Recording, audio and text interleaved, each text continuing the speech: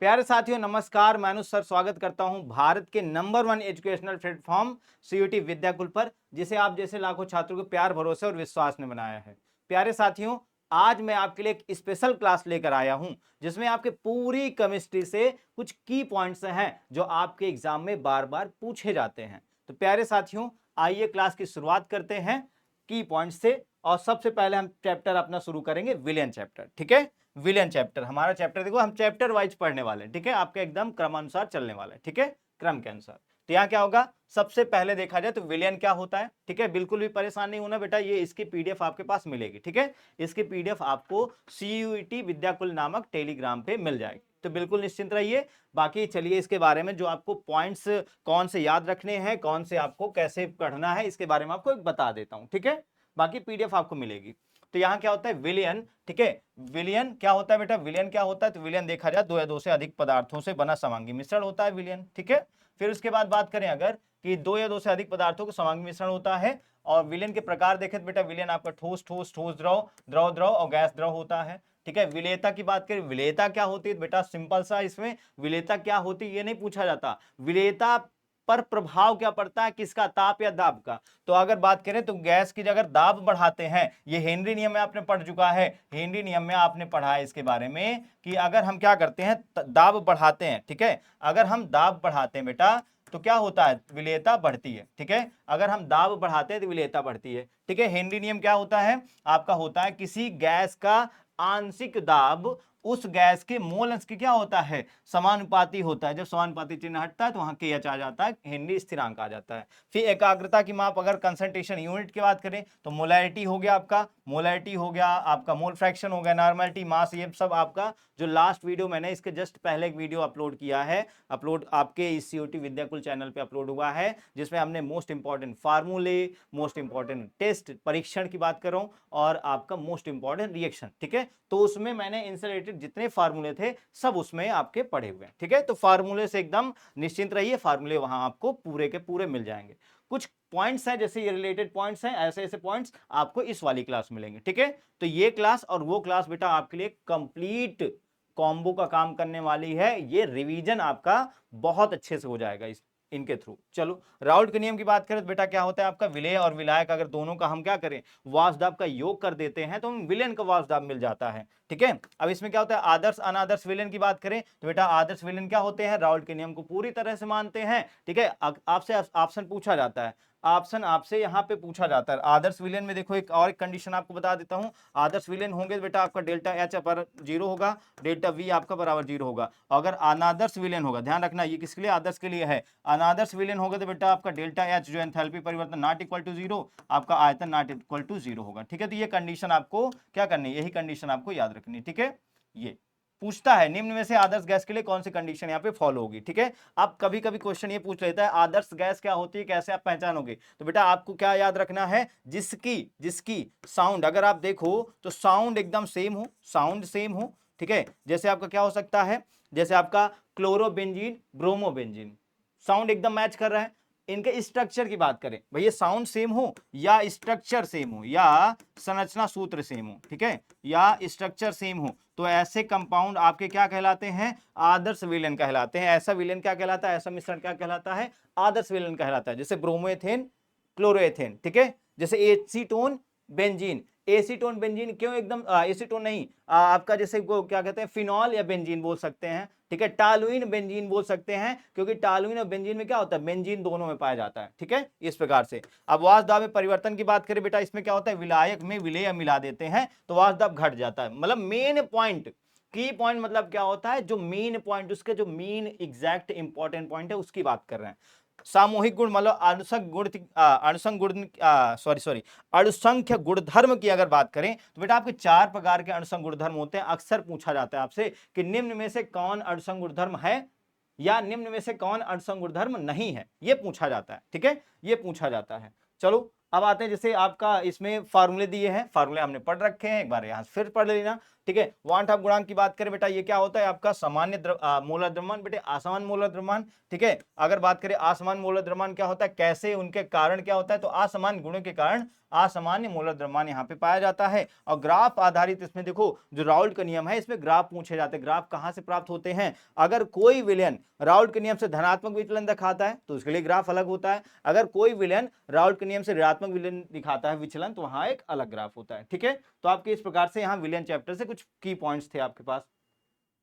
फिर आता है वैद्युत रसायन चैप्टर प्यारे साथियों, फिर आता है वैद्युत रसायन चैप्टर। ठीक है, रसायन चैप्टर। इस चैप्टर में देखा जाए रिडॉक्स अपक्रिया का मतलब क्या होता है, इलेक्ट्रॉनों का आदान प्रदान। ठीक है, ऑक्सीकरण क्या होता है बेटा, इलेक्ट्रॉन की हानि। अपचयन क्या होता है, इलेक्ट्रॉन की प्राप्ति होती है। इलेक्ट्रोड क्या होते हैं, धातु की छड़ जो इलेक्ट्रॉनों का आदान प्रदान करते हैं। बेटा दो छड़ होते हैं, एक आपका पॉजिटिव एक नेगेटिव, वो क्या करते हैं, इलेक्ट्रॉनों का आदान प्रदान करते हैं। एनोड पर क्या होता है, ध्यान रखना, एनोड पर ऑक्सीकरण होता है। और ये बेटा क्या होता है, ये आपका देखा जाए निगेटिव होगा किसके लिए, पर अच्छा निगेटिव पॉजिटिव यहाँ इस वजह से नहीं लिखा गया क्योंकि हम एनोड हम क्या कर रहे हैं, चाहे आपका वैद्युत अपघटनीय सेल हो, चाहे आपका वैद्युत रासायनिक सेल हो, सभी के लिए यहाँ पे ऑक्सीकरण होगा। कैथोड होगा बेटा तो क्या हो जाएगा, अपचयन हो जाएगा, यहाँ पे इलेक्ट्रॉन प्राप्त होते हैं। गैल्वेनिक सेल क्या होते हैं, जिसमें रासायनिक ऊर्जा को वैद्युत ऊर्जा में परिवर्तित करते हैं। इलेक्ट्रोलाइटिक सेल क्या होते हैं, जिसमें विद्युत ऊर्जा को रासायनिक ऊर्जा में परिवर्तित करते हैं। ठीक है, ये पॉइंट्स आपको बहुत आसान लग रहे हैं, आपको लग रहा है हमने पढ़ रखा है, पर बेटा यही कभी छोटे छोटे क्वेश्चन, आसान क्वेश्चन आपको फंसा देते हैं। ठीक है, कंफ्यूज क्रिएट होता है, उस कंफ्यूजन को क्लियर करने की जो स्ट्रेटेजी है आज वाली क्लास में रहेगा। ठीक है, चलिए नष्ट समीकरण जैसे आपके लिए बहुत इंपॉर्टेंट है, आपका सेल विभव निकालना है तो कैसे निकालोगे, ई नॉट आपका cathode minus E not anode से। नष्ट समीकरण हो जाए तो बेटा क्या होता है, ई आपका E naught minus 0.059 upon n log आपका क्या होता है, प्रोडक्ट अपॉन रिएक्टेंट होता है। विद्युत चालकता की बात करें बेटा क्या होता है, 1 अपॉन आर के बराबर होता है, 1 अपॉन आर के बराबर होता है। जितने भी फार्मूले थे हम उनको पढ़ चुके हैं, बस इकाई पढ़ लेना बेटा, इकाई बहुत इंपॉर्टेंट है, यूनिट बहुत इंपॉर्टेंट है। ठीक है, यूनिट भी पूछ लेता है डायरेक्ट। फिर विद्युत चालकीय का क्या कहते हैं, विशिष्ट चालकता की बात करें, तुल्य चालकता की बात करें, तो बेटा सारे के सारे फार्मूले आपको बता चुके हैं और इस आपके वीडियो में भी फार्मूले हैं। तो मतलब आपका रिवीजन, कंप्लीट रिवीजन भैया होने वाला है। फिर आपका बात आती है फैराडे नियम की। फैराडे नियम हम पढ़ चुके हैं, इसमें क्या होता है, विद्युत से उत्पादित पदार्थ की मात्रा विद्युत के अनुपाती होती है। ठीक है, आपसे पूछा जाता है, अगर ये स्टेटमेंट दे दे, पूछ ले किस प्रकार का नियम है, आपके पास ढेर सारे ऑप्शन दे दे, उसमें एक फैराडे नियम होगा तो बेटा वो सही हो जाएगा। ठीक है, पहला नियम, दूसरा नियम हो गया। बैटरी के प्रकार देखा जाए तो बेटा आपके बैटरी दो प्रकार की होती हैं। प्राथमिक अगर बैटरी की बात करें तो बेटा इनको क्या कर सकते हैं, इनको हम चार्ज नहीं कर सकते, मतलब इनको हम पुनः आवेशित ना कर सकें, पुनः आवेशित नहीं। ठीक है, पुनः आवेशित ना कर सकें, आवेशित ना, ठीक है, ना कर सकें, और जिनको चार्ज कर सकें दोबारा। ठीक है, रिचार्ज मैं ऐसे कर देता हूँ, शॉर्ट फॉर्म में आप समझ जाओगे ना, जिसको रिचार्ज कर सकें। और इधर क्या है, जिसको नो रिचार्ज। ठीक है, इसको क्या कर सकते हैं, नो रिचार्ज, नो रिचार्ज। ठीक है, इस प्रकार से आप अच्छे से समझ पाओगे अगर एग्जाम्पल आपके पास आ जाए। जैसे आपका लेड स्टोरेज बैटरी बेटा द्वितीय बैटरी में जाएगा, द्वितीयक में, क्योंकि लेड स्टोरेज बैटरी को हम चार्ज कर सकते हैं। ईंधन कोशिका सेल आपका कई बार आपका क्वेश्चन बन चुका है, ये कैसा होता है, हाइड्रोजन और ऑक्सीजन से पानी और ऊर्जा बनती है। अगर हाइड्रोजन और ऑक्सीजन की बात करें, आपस में रिएक्ट करेंगे तो पानी और क्या, O2 मतलब ऑक्सीजन का यहाँ पे ऊर्जा का निर्माण होगा। ठीक है, तो ये आपके की पॉइंट्स हो गए।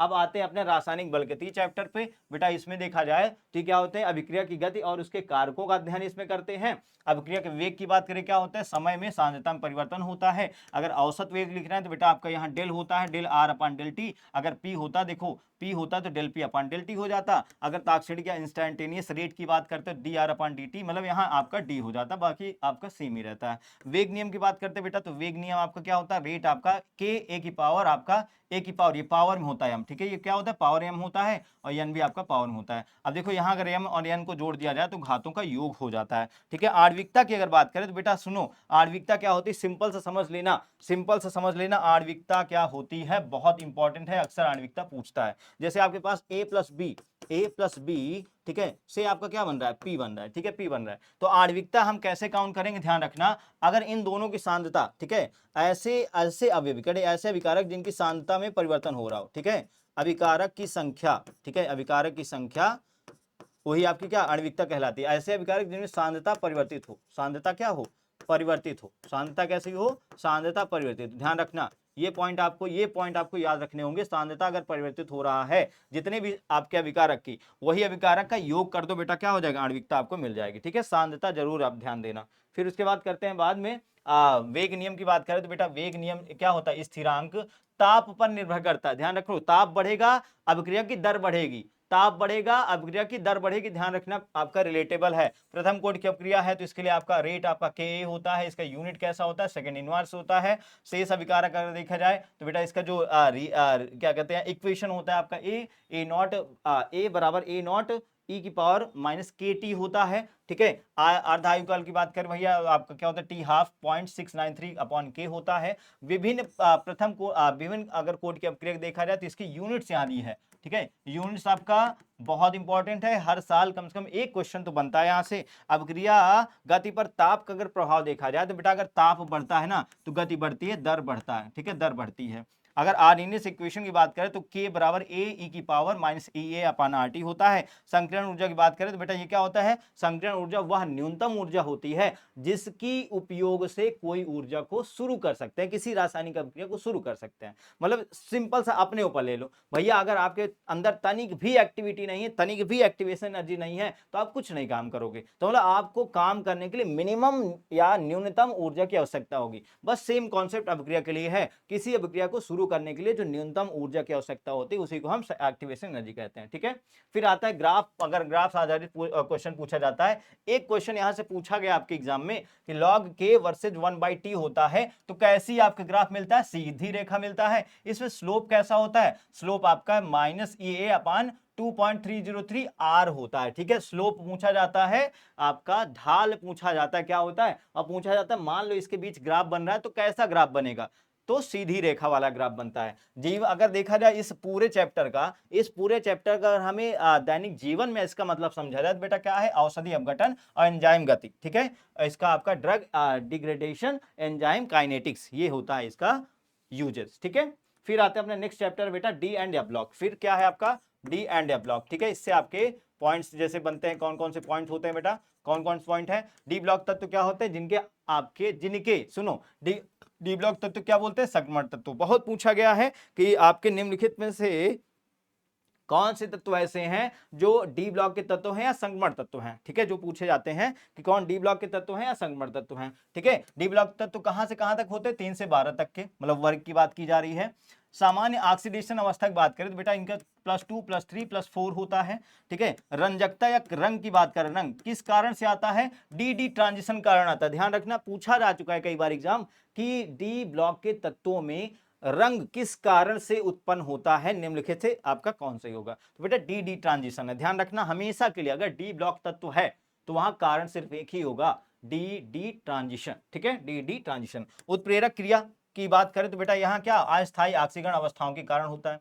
जो डी ब्लॉक के तत्व होते हैं जैसे आपका आयरन हो गया, मॉलिब्डेनम हो गया, बेटा हैबर विधि में इनका उपयोग करते हैं। क्यों उपयोग करते हैं उत्प्रेरक रूप में, क्योंकि इनमें अस्थायी ऑक्सीकरण अवस्था होती है। डी ब्लॉक के तत्व क्या परिवर्ती ऑक्सीकरण अवस्था प्रदर्शित करते हैं, इनकी स्थायी ऑक्सीकरण अवस्था आपका नहीं फिक्स होती। ठीक है, ये आपका परिसंघटन मतलब एक देखा कोऑर्डिनेशन कंपाउंड बनाने की जो प्रॉपर्टी है, कोऑर्डिनेशन कंपाउंड। ठीक है, कोऑर्डिनेशन कंपाउंड ये बनाने की प्रॉपर्टी रखते हैं, कंपाउंड।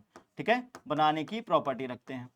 प्रॉपर्टी क्यों रखते हैं, क्योंकि आसानी से कॉम्प्लेक्स आयन बना लेते हैं। मतलब ये क्या इलेक्ट्रॉन पेयर एक्सेप्ट करने की प्रॉपर्टी इनके पास होती है। इलेक्ट्रॉन पेयर मतलब एक साथ दो इलेक्ट्रॉन पेयर एक्सेप्ट करने की प्रॉपर्टी होती है। चुंबकीय गुण की बात करें बेटा तो चुंबकीय गुण इसमें क्या होता है, अपवर्ती इलेक्ट्रॉनों की संख्या पर निर्भर करती है। अपवर्ती मतलब अयुग्मित इलेक्ट्रॉनों पर। ठीक है, अयुग्मित इलेक्ट्रॉनों पर, अयुग्मित, ठीक है, अयुग्मित इलेक्ट्रॉनों की संख्या पर निर्भर करती है। ठीक है, की संख्या पर मतलब अगर सुनो यहां से एक पॉइंट मैं आपको बता दूं, जितना ज्यादा यन, ठीक है, यन क्या होगा, जितना ज्यादा यन होगा आपका, यन क्या होता है बेटा, यन आपका अनपेयर्ड इलेक्ट्रॉनों की संख्या। ठीक है, यन क्या होता है, अनपेयर्ड इलेक्ट्रॉनों की संख्या। तो यन जो होता है, यन आपका डायरेक्टली प्रोपोर्शनल होता है म्यू के। ठीक है, यन आपका डायरेक्टली प्रोपोर्शनल होता है म्यू के। जितना ज्यादा यन होगा, जितना ज्यादा यन होगा उतना ही उसका चुंबकीय गुण होगा। ध्यान देना, चुंबकीय आघूर्ण क्या होता है बेटा, चुंबकीय आघूर्ण आपका, चुंबकीय आघूर्ण डायरेक्टली प्रोपोर्शनल किसके, डायरेक्टली प्रोपोर्शनल होगा आपका अनपेयर्ड इलेक्ट्रॉन की संख्या के, अनपेयर्ड इलेक्ट्रॉन की संख्या के। ठीक है, इलेक्ट्रॉन की संख्या के क्या होगा, बराबर होगा। ठीक है, अनपेयर्ड इलेक्ट्रॉन की संख्या के बराबर होगा, ये ध्यान रखिएगा। ठीक है, शॉर्ट फॉर्म में मैंने यहाँ पे आपको बता दिया। देखो अगर आपको नंबर ऑफ अनपेयर्ड इलेक्ट्रॉन पता चल जाए तो आप बता सकते हो कि इसकी चुंबकीय आघूर्ण सबसे ज्यादा होगा। ठीक है, किसका चुंबकीय आघूर्ण सबसे ज्यादा होगा, ये पॉइंट आपके लिए इंपॉर्टेंट है। चलो और आगे देखें। यह ब्लॉक के तत्वों की बात करें बेटा, दो प्रकार श्रेणी होती है, लैंथेनाइड एक्टिनाइड। लैंथेनाइड संकुचन क्या होता है, किस कारण होता है, तो आपका परमाणु आयनिक आकार में धीरे धीरे जो कमी होती है। एक्टिनाइड संकुचन की बात करें तो थोरियम से लॉरेंसियस तक क्या आकार में कमी होती है, जिसके कारण वहां पे एक्टिनाइड संकुचन होता है। लैंथेनाइड यौगिक क्या होते हैं भैया, इनके ये रंगीन होते हैं, ध्यान रखना जितने भी लैंथेनाइड यौगिक हैं वो कैसे रंगीन होते हैं। अगर देखो यह ब्लॉक की बात करें तो +3 ऑक्सीकरण अवस्था इसमें स्टेबल होती है। अगर आपसे मुख्य ऑक्सीकरण अवस्था पूछे तो +3 है। डी ब्लॉक की बात करें तो +2 है, ध्यान रखिएगा। ठीक है, और एक्टिना की यौगिक है बेटा, इनका +3 से +6 तक ऑक्सीकरण अवस्था होती है, पर मेनली आप ध्यान रखना दोनों के लिए +3 ज्यादा कॉमन है। चुंबकीय गुण की बात करें तो यह ऑर्बिटल की अपवृत्ति इलेक्ट्रॉन से, मतलब यह जो आपके यफ ऑर्बिटल है उसमें इलेक्ट्रॉन का क्या आवागमन के चलते यहाँ पे क्या होता है बेटा, यहाँ पे आपका अनपेयर्ड इलेक्ट्रॉन, जो अपवृत्ति मतलब अनपेयर्ड इलेक्ट्रॉन, यह ऑर्बिटल में जितने भी अनपेयर्ड इलेक्ट्रॉन हैं वो डिपेंड करते हैं, वही यहाँ पे डिपेंड कराते हैं कि कौन सा कितना चुंबकीय आघूर्ण होगा। ठीक है, उत्प्रेरक डी ब्लॉक की बात करें बेटा, आप आयरन की मैंने बात किया था, आयरन का उपयोग कहां करते हैं, हैबर विधि में अमोनिया बनाने में। ठीक है, निकिल हो गया, प्लेटिनम हो गया, अच्छे उत्प्रेरक होते हैं, ध्यान रखना। और कार्सर अगर देखा एंथैल्पी ऑफ एटमाइजेशन की बात करें तो बेटा बहुत अधिक होती है। ठीक है, बहुत अधिक होती है। ऑक्साइड्स की बात करें तो बेटा रंजक और प्रेरक के रूप में काम करते हैं। ठीक है, रंजक और प्रेरक रूप में काम करते हैं। फिर आ गया कोऑर्डिनेशन कंपाउंड की बात करें तो बेटा कोऑर्डिनेशन कंपाउंड अगर देखा जाए तो किनका योग होता है, तो सेंट्रल मेटल एटम और लिगेंड का योग होता है। लिगेंड क्या होते हैं, जो क्या करते हैं, लोन पेयर या इलेक्ट्रॉन पेयर की शेयर करते हैं। ठीक है, शेयर करते हैं। लिगेंड कितने प्रकार के होते हैं बेटा, लिगेंड एक दंतीय, द्विदंतीय, बहुदंतीय, उभयदंतुर, आपके उभयदंतुर। ठीक है, उभयदंतुर मतलब एम्बीडेंटेट आपके इतने प्रकार के हो सकते हैं। उभयदंतुर आपको मैं यहाँ लिख के बता देता हूँ, उभयदंतुर कौन कौन होते हैं बेटा, NO2 जैसे होता है, और आपका और कौन कौन सोच सकता है, वही ONO जैसे हो गया इस प्रकार से। ठीक है, और आपका SCN NCS ये हो सकते हैं। ठीक है, तो ये बात आप ध्यान रखिएगा, आपसे पूछा जा सकता है। EDTA किस प्रकार के बहुदंतु लिगेंड है, EDTA कितने इलेक्ट्रॉन का डोनेट कर सकता है, तो बेटा आपके 6 इलेक्ट्रॉन, यहाँ पे 6 इलेक्ट्रॉन पेयर यहाँ पे डोनेट कर सकता है। संयोजकता की बात करें बेटा, ये क्या होता है, केंद्रीय धातु से जुड़े हुए लिगेंड के डोनर की संख्या। ठीक है, लिगेंड डोनर की संख्या, इसका फार्मूला क्या होता है, N गुणे दंतुरता, N गुणे दंतुरता। ठीक है, ये N गुणे दंतुरता मतलब अगर कोई लिगेंड है तो कितने लिगेंड है और वो लिगेंड कितने इलेक्ट्रॉन पेयर शेयर कर सकता है। ठीक है, कितने इलेक्ट्रॉन पेयर शेयर कर सकता है।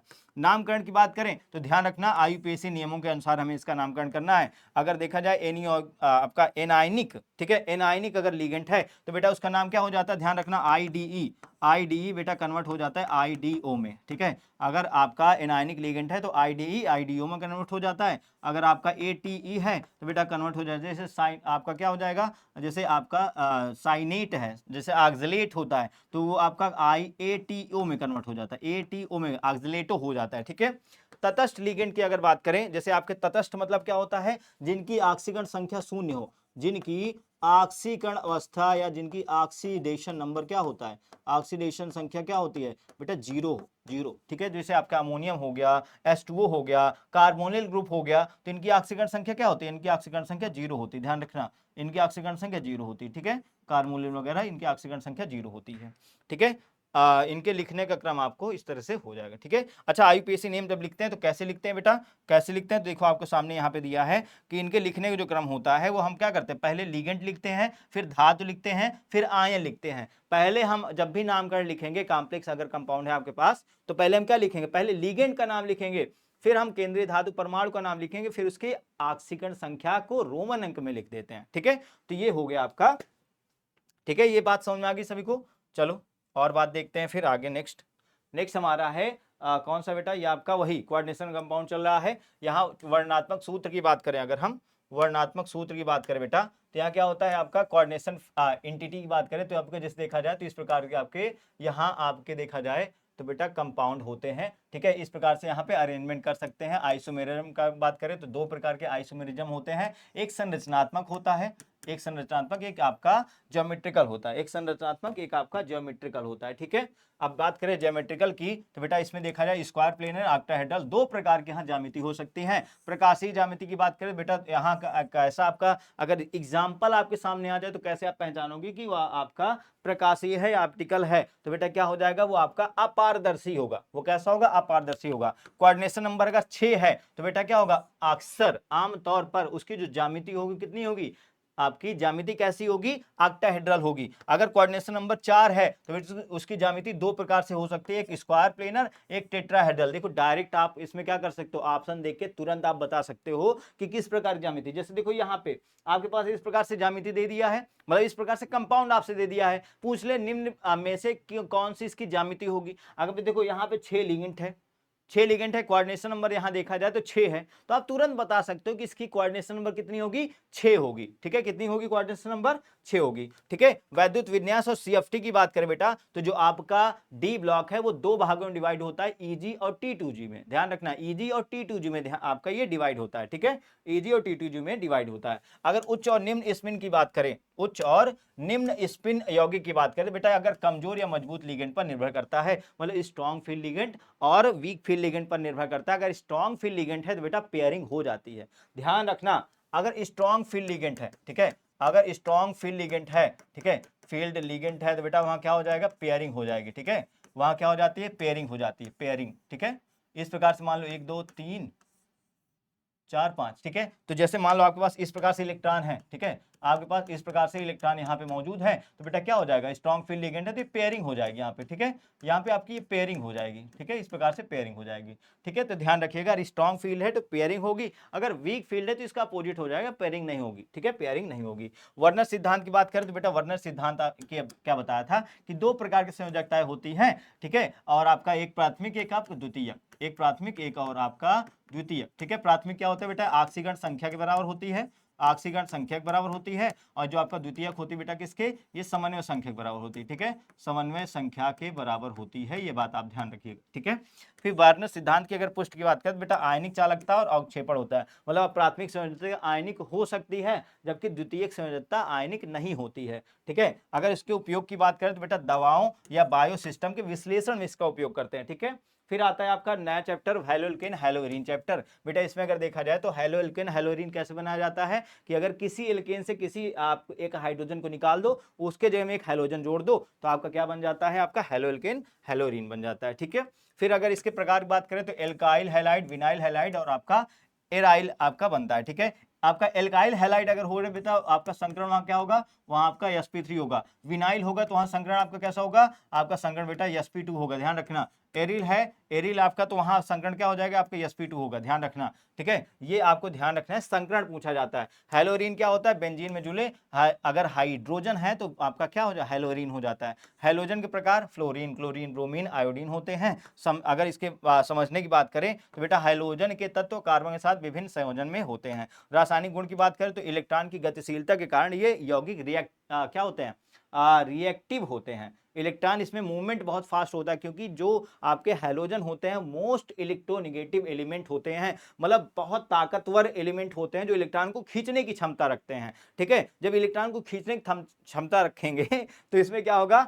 ये बहुत रिएक्टिव हो जाएंगे। ठीक है, बहुत रिएक्टिव हो जाएंगे। इसमें आपका न्यूक्लियोफिलिक प्रतिस्थापन अपक्रिया होती है, न्यूक्लियोफिलिक सब्स्टिट्यूशन रिएक्शन होती है। ठीक है, हैलोजन निकलता है, न्यूक्लियोफाइल अटैक कर देता है। आपका SN1 SN2 अपक्रिया होती है। SN1 आपका 2 चरणों में होता है जबकि SN2 आपका देखो उल्टा दे दिया यहाँ पे। ठीक है, SN1 बेटा 2 चरण में होता है और आपका SN2 1 चरण में होता है। ठीक है, हैलोजन के प्रभाव की बात करें बेटा तो यहाँ अगर देखो हैलोजन अगर क्या होगा, ज्यादा कम इलेक्ट्रोनिगेटिव है तो SN1 अपक्रिया बहुत फास्ट होगी। अगर आपका हैलोजन क्या ज्यादा इलेक्ट्रोनिगेटिव है तो SN1 अपक्रिया कम आपका यहाँ पे रिएक्टिव होगी। ठीक है, विधियों से बनाना कैसे हम बना सकते हैं हैलोएल्केन हैलोएरीन। ठीक है, तो ये बात आपको क्या करना है, ये स्टेटमेंट को बढ़िया से रीड कर लेना है। ठीक है, फिर आप फेरस क्लोराइड की बात करें, इसका उपयोग कहाँ करते हैं, क्यों करते हैं बेटा, इसका उपयोग हम उत्प्रेरक के रूप में करते हैं। हैलोजन की प्रतिक्रिया के दौरान विशेष प्रभाव क्या होता है, तो हैलोजन एक अपवर्ती मतलब अयुग्मित अयुग्मित ठीक है, हैलोजन क्या होता है, एक अयुग्मित इलेक्ट्रॉनिक प्रभाव देता है। ठीक है, आधुनिक उपयोग की बात करें तो बेटा फ्लोरोक्लोरोकार्बन मतलब CFC गैस और आपका कीटनाशक एंटीबायोटिक के रूप में इसका उपयोग होता है। अब बात करते हैं एल्कोहल चैप्टर की, तो बेटा यहाँ क्या होता है, ऑक्सीजन पर एक OH समूह जुड़ा होता है, फिनॉल क्या होता है, एक बेंजीन रिंग पर एक OH समूह जुड़ा होता है। ईथर की बात करें तो बेटा आपके दो आपके एल्किल समूह या दो आपके एरिल समूह होते हैं जो आपके ऑक्सीजन के साथ जुड़े होते हैं, ठीक है। एल्कोहल प्रकार बात करें बेटे, प्राथमिक द्वितीयक तृतीयक आप अच्छे से पहचान रहे हो। अगर OH के साथ सिर्फ आपका एक R जुड़ा हो तो आपका प्राथमिक हो जाता है। अगर OH के साथ आपके दो एल्किल समूह जुड़े हो तो बेटा सेकेंडरी हो जाता है, ठीक है। अच्छा OH में क्या कर रहा हूं यहाँ पे, मतलब सिंपल से आपके बात कर रहे हैं, OH मतलब कार्बन, ऐसा कार्बन जिसके साथ सिर्फ एक एल्किल समूह जुड़ा हो, ध्यान रखो। तो आपका ये हो जाता है क्या, ये आपका प्राथमिक हो जाता है। इसी प्रकार का कार्बन है जिसमें आपके दो एल्किल समूह जुड़ जाए, ठीक है, आपका सेकेंडरी हो जाएगा। ध्यान रखना, मैं एल्कोहल के साथ साथ आपका एल्डिहाइड, कीटोन, जो भी आपके ग्रुप है क्रियात्मक समूह, सभी के बारे में बात कर रहा हूं, कैसे आप पहचानोगे कौन आपका द्वितीयक है, कौन तृतीयक है, कौन प्राथमिक है, ठीक है। तो आप इस प्रकार से प्राथमिक द्वितीयक तृतीयक पहचान सकते हो, ठीक है। आगे चल के और पॉइंट्स देखा जाए भाई इस चैप्टर के, तो फिनॉल की अम्लीयता की बात करें, फिनॉल अम्लीय क्यों होता है, क्योंकि इसके पास दो कारण होते हैं। इसके पास बेटा दो कारण होते हैं। कौन एक कारण होता है, आपको बता चुका हूं मैं, एक अनुनाद होता है और एक संकरण होता है, और एक क्या होता है, संकरण होता है। तो आपके दो कारण इसमें बहुत बड़े होते हैं, ठीक है। ये पूछा जा सकता है कि फिनॉल और एल्कोहल में कौन ज्यादा अम्लीय होगा, तो आपको बताना होगा फिनॉल होता है। क्यों होता है, तो इसके बताने होंगे कारण, अनुनाद और संकरण, ठीक है, अनुनाद और संकरण, ठीक है। आपके ये पॉइंट रासायनिक गुण हो गए, इसमें कौन कौन सी चीजें होती है, जल, ऑक्सीकरण, डिहाइड्रेशन होते हैं। रासायनिक गुण क्या होता है फिनॉल के, एसिड बेस ऑक्सीकरण होता है। रासायनिक गुण आपके न्यूक्लियोफिलिक सब्स्टिट्यूशन रिएक्शन या ब्रोमिनेशन होता है। ब्रोमिनेशन मतलब Br2 का अटैक होता है, ठीक है। हाइड्रोक्सिल समूह की बात करें, OH समूह यहाँ प्रभावित होता है। और नामकरण देखा जाए तो बेटा जब नामकरण हम अल्कोहल का करते हैं तो O आपका ऑल जुड़ता है, ऑल जुड़ता है, ठीक है।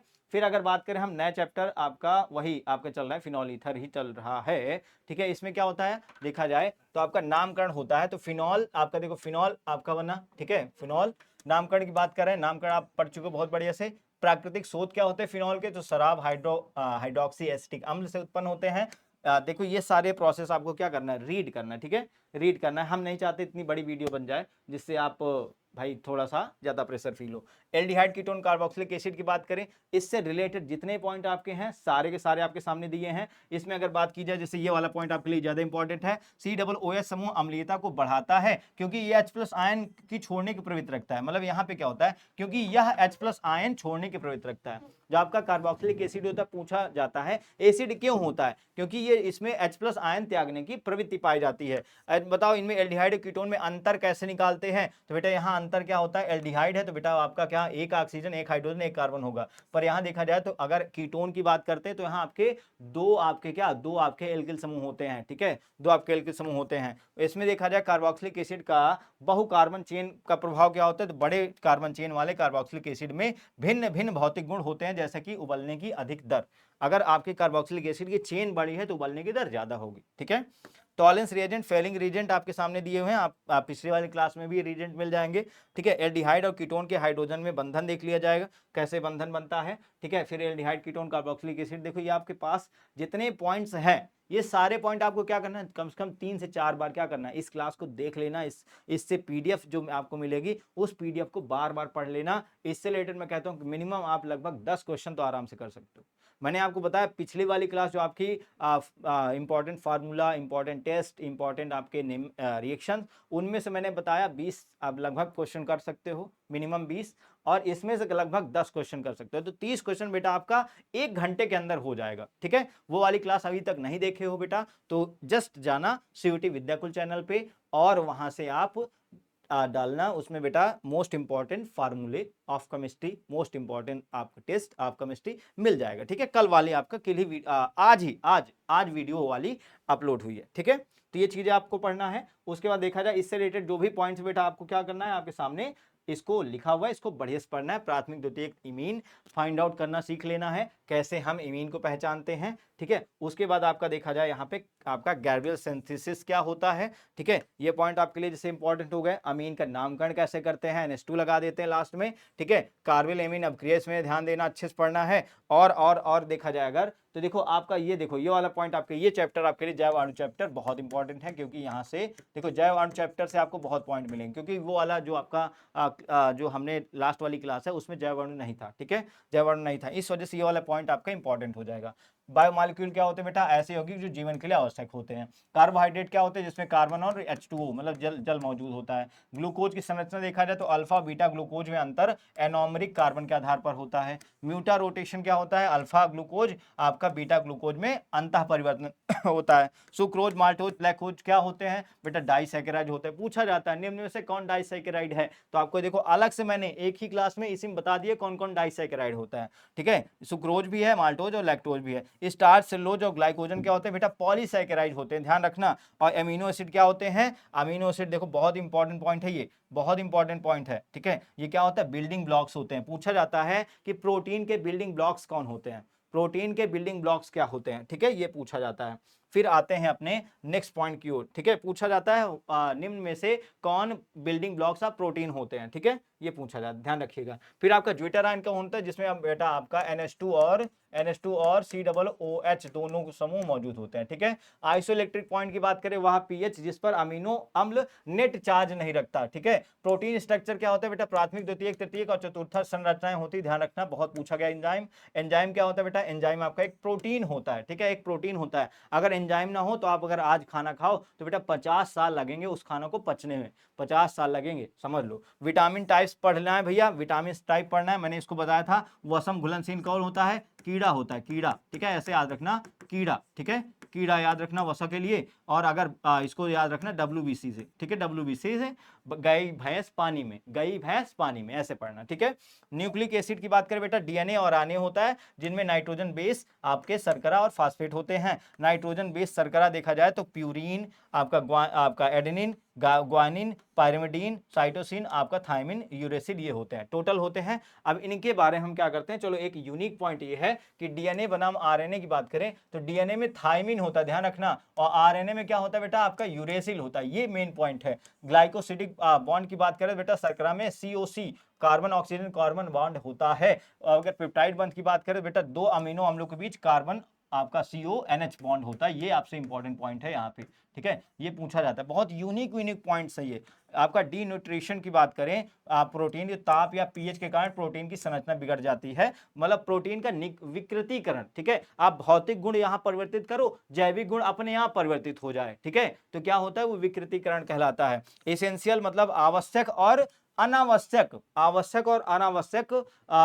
अगर हम अमीनो एसिड की बात करें, आवश्यक कौन होता है, जिसको बेटा जो हमारी शरीर ना बना पाए, ठीक है, जो शरीर हमारी ना बना पाए उसको क्या करें, हम कहीं बाहर से लेकर आएंगे तो हमारे लिए आवश्यक होगा, ठीक है। हम सबके लिए पैसा क्या है, एक आवश्यक मतलब वस्तु है, ठीक है।